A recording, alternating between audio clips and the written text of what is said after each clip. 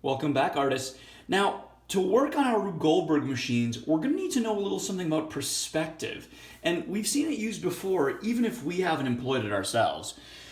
Consider the concept art for Invader Zim. Notice how the structures taper into the distance. Things like the gnomes get slightly smaller as they move further into the back of the yard. And this incredible alley line art is anything but simple. And artists are employing a technique known as one-point perspective, which you might have gotten a taste of in previous art classes or perhaps even in middle school, where all parallel lines running away from you all focus on a single vanishing point in the distance on the horizon line there. Let's review that and then talk about how we're going to employ it in our own art. Consider this. We're all familiar with the concept of a horizon, right? The little thing the sun peeks out behind every morning and disappears down into at the end of each day. That horizon line is simply just a synonym or a placeholder for the idea of eye level. When you look at the world, you're viewing through your eye level. And that controls your view of things, right? It would be different if you were, say, 10 feet taller or 4 feet shorter. If you're taller, you might be looking down at, say, a soup can like so.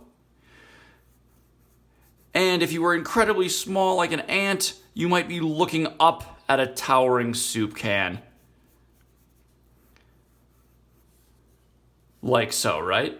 So it controls your view. And eye level is the horizon line. So when we use a horizon line in a drawing, which is where all your vanishing points have to go, in this case just one, because we're using a single vanishing point in one-point perspective, hence the name. We got to start with the horizon line, all right? And then we place that vanishing point. And in this case, we're just going to put it right in the center here, okay?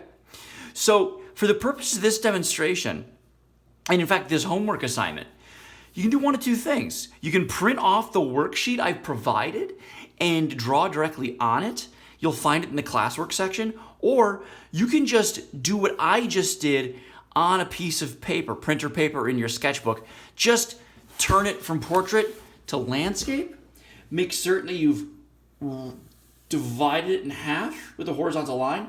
And then let's have two horizontal lines parallel running in a distance and meeting at that vanishing point. This is going to be your road, okay? Now we're going to talk about those vanishing points and how all parallel lines running away from you feed to that single point. So if we were to have buildings, for example, the foundation of the building, its floor, running away from you would report to that vanishing point. But because it's parallel with the floor, the roof would as well, right? Running towards that vanishing point, like so, right? Now, the width of the building, however,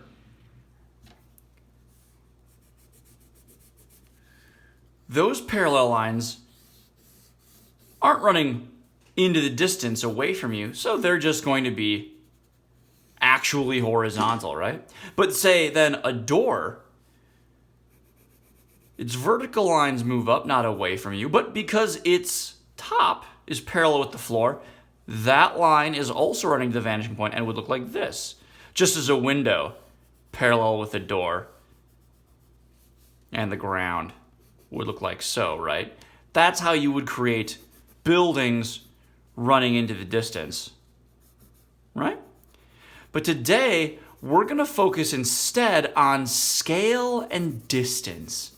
Now that is a trick that will allow you to make certain that when you draw, things are getting smaller as they run into distance logically, or bigger as they rush up towards you, right? So turn to a fresh page and let's see how it works.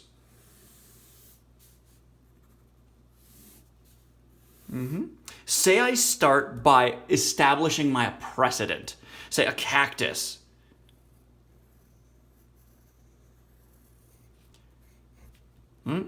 Here's my charming little cactus on the side of the road.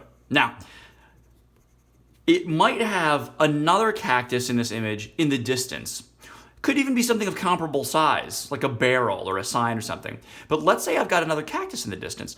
Now, to be able to make certain that objects get smaller, logically, you just run a line from the topmost part of your object and the bottommost part of your object to the vanishing point. And I like to just run my hand back and forth across, kind of hovering above the page before I make the line to make certain that it is steady. All right, there we go. And bam. From the bottommost part to the topmost part. And you can use a ruler to do this too. So now, if I decide I want a cactus here, right, I know that it's going to run no taller than this spot right here. So a cactus of the same size will be this much smaller thanks to the help of our vanishing point. When we're done then, we can always get rid of these guidelines and just leave the cactus itself. Right? Make sense? Now let's say we also want to have a cactus on this side. Well, to do that, we would just go from the topmost and bottommost part of it, run a horizontal line across to the other side there, and again, make certain we fit within that parameter. Top, bottom, lined up. Right? But maybe you're like, well, that seems unnatural. Like, how often are you going to have two cacti, twins, exactly on the same point of the road opposite one another? Well, okay, so what if we put it here? Sort of like halfway between the distance of these two. Well, then we just reverse engineer. We use the tools that we've already learned about distance and scale. So top of the cactus, bottom of the cactus, let's just run the line to the vanishing point,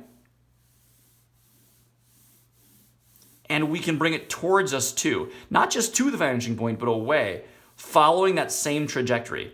Same here. Top to the vanishing point. Well, let's just bring it back with that same angle. And again, a ruler can be super helpful here too if you don't trust your own hands. And I don't. So let's take a look. Oh, yep. I was off. See, that would have made my cactus much shorter. So a ruler, a straight edge, I could even fold a piece of paper over twice if I needed. That will help. Running right from the top of our cactus, and let's double check the bottom here. Well, now that one's not so far off. We're good. All right? So now let's say I want it right here along the road. There's my base, and thanks to the cactus ahead of it, I now know how tall it's going to be.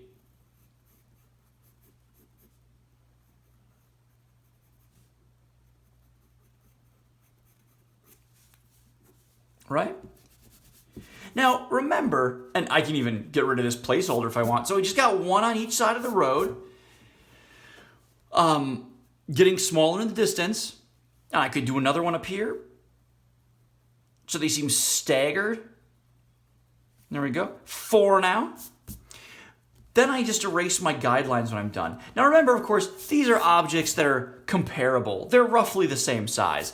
But it stands to reason I could always, add a little height so they don't look all suspiciously even, right? Because all cacti are various sizes, just as trees are or people. But same thing, the same rules apply regardless of whatever I'm drawing. If I'm going to draw a person, say on the side of the road, well now another logic kicks in. Because I've established the precedent of cacti, and I say, I want to draw a person who's slightly taller than the cacti. In fact, I'm going to have them larger and so tall that they actually exceed this horizon line, right? Well, here's my little guy on the side of the road, maybe hitchhiking, trying to catch a break.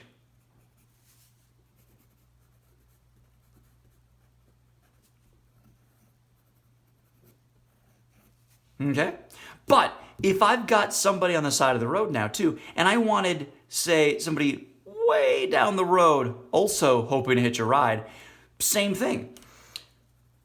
The topmost part and the bottommost part of this human being establishes the scale for any other people in the distance and even closer to us in the foreground. So I can take that ruler again,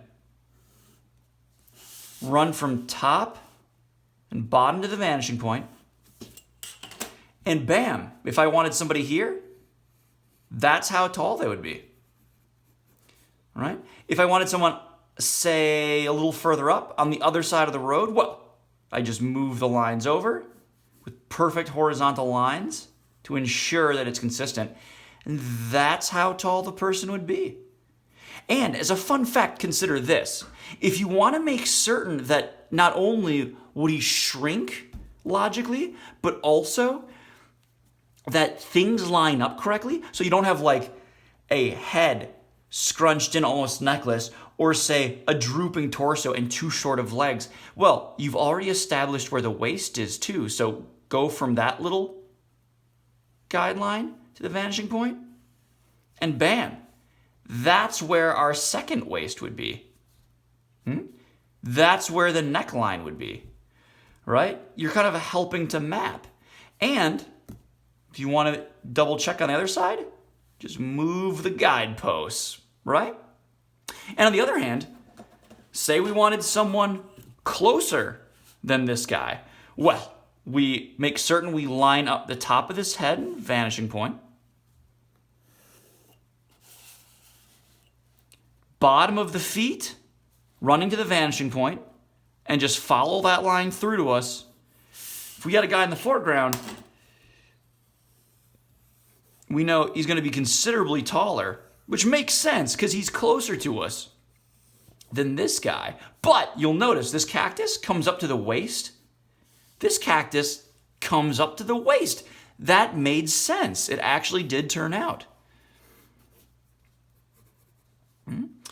And that's where the feet would stop then.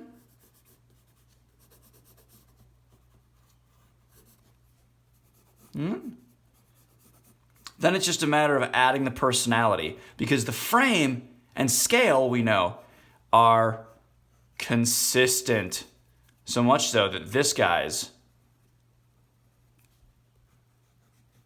happy to be using 1-point perspective correctly. And you can too. So, review the video. Hopefully this is helpful, but know that using some sort of like height from an established thing you've drawn, even say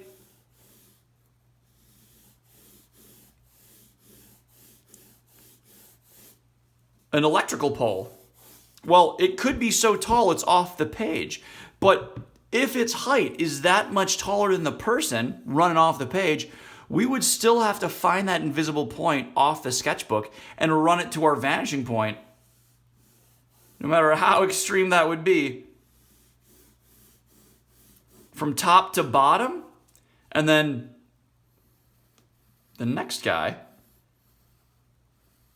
would look like so. And then, sure enough, you can add all the little bells and whistles, including the wires. Right? And then the next one, getting smaller, logically, thanks to our fixed heights and width, and just tinier and tinier in the distance. All right? So, see what you can do. The same rules apply with width as well. So, if you wanted to gauge how much wider a cactus would be the closer it is to us, well, you just run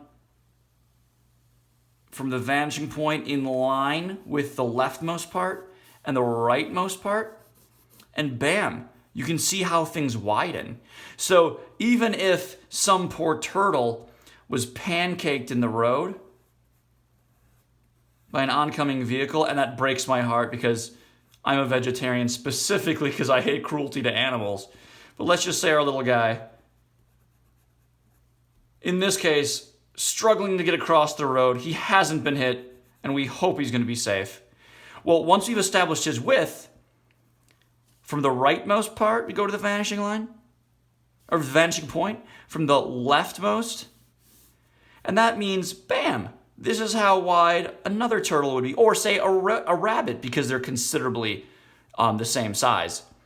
And if we move them over, we know what he would even look like on the other side of the road, because that scale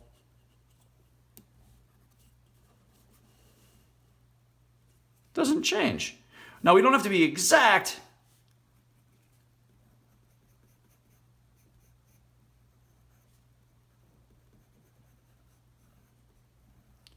but you can see, wow, we'll just say this rabbit is sleeping. Even our sleeping rabbit gets just incrementally smaller than our larger foreground turtle, and that's how it's done. Again, when you're finished, you can just gently erase the guidelines that you don't need anymore, and then darken the lines you are happy with by just going back over them, pressing harder with your graphite pencil, getting that higher contrast that you need.